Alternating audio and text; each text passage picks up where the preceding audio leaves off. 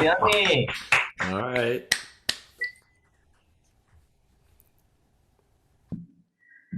I needed a better guitar. I was 19 and playing gigs, but I was still bringing the guitar I had when I was 12, and that was embarrassing. I played pretty good, but everybody had a better guitar.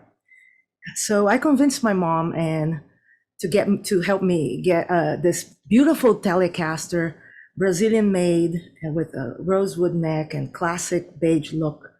And it felt so amazing. It sounded beautiful, and I felt so empowered. It was like holding Excalibur, so I could carve out my place in the world. And I played the guitar a lot. And 5 years after that, came a time for me to take the biggest leap in my life and move to New York City and live my dream of being a musician in Manhattan. I had an infatuation with New York from books and movies and MTV videos and stories that people tell me. So I was convinced that New York was the city where I could have anything I wanted. I was ready and excited, except I had no means to make that happen. I had no money or nothing of value to my name, but I had my beautiful Telecaster. So I had part ways with it, and I sold it for the plane ticket from Sao Paulo to New York. I arrived in New York in November of 93 at 24 years old with no guitar. And I just had enough vocabulary and resources to buy coffee and bagels at that time. So I found myself a Brazilian roommate in the East Village, Angela. She was an angel. She was a little older than me and had been living there for years, so she really showed me the ropes. I would spend my days watching Sesame Street and learning new words and diving into the Village Voice, looking for jobs and opportunities, until one day I found a band ad and I replied to it, and I couldn't believe it. And I had an audition scheduled. So I tell Angela, it's like, Angela, I have a band I'm going to meet next week, but I still don't know how I'm going to do this. I don't have a guitar yet. So a few days after that, Angela comes home and says, Eliane, I have a friend that says you can borrow her guitar. She's not using it. She got it for lessons and never took to it, so you can totally borrow it. So I get this Sunburst Fender Squire that doesn't stay in tune, but I managed to make it sound as good as it can, and I passed my audition. So now I have a band, and I'm so happy about it. So we start rehearsing, and a few months after that, we have our first gig booked, and it's our debut, and we're playing original music, and it's like a seven-piece funk band, and everybody plays so well, and I can't even believe I'm in this band. And then I see our name in the Village Voice in the back of the paper under music events, and I'm thinking, I made it. This is it. I'm in New York. I have a band, and we're in the paper. Then they tell me, well, you have to bring your amplifier to the club, right? And then I'm thinking, oh my God, I don't have an amplifier. I barely have a guitar. So, and at that point, I had like a cleaning job every couple weeks. So I rationed my money to buy like 50-cent pizza slices for lunch and 50-cent papaya hot dogs for dinner. So I wasn't exactly in a position of buying an amplifier to go play a gig.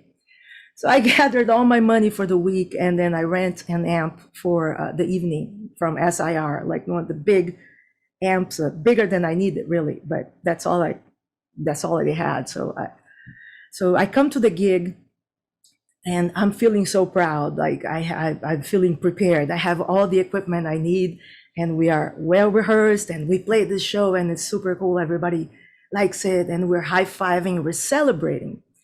But I'm still very concerned about returning the amplifier intact next day. So I gather all my equipment, and I take it downstairs, and I get a cab, and I I sit in the cabin, and I'm like, I did it. I can't believe this. Take a deep breath. And so I lean back, and I look out the window, and I take in the city sights, and I lower the window and feel the breeze on my face.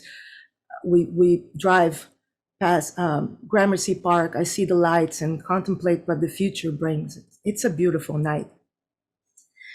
I get home and the cab driver helps me unload everything, big amplifier, pedals, um, backpack, and my heart drops.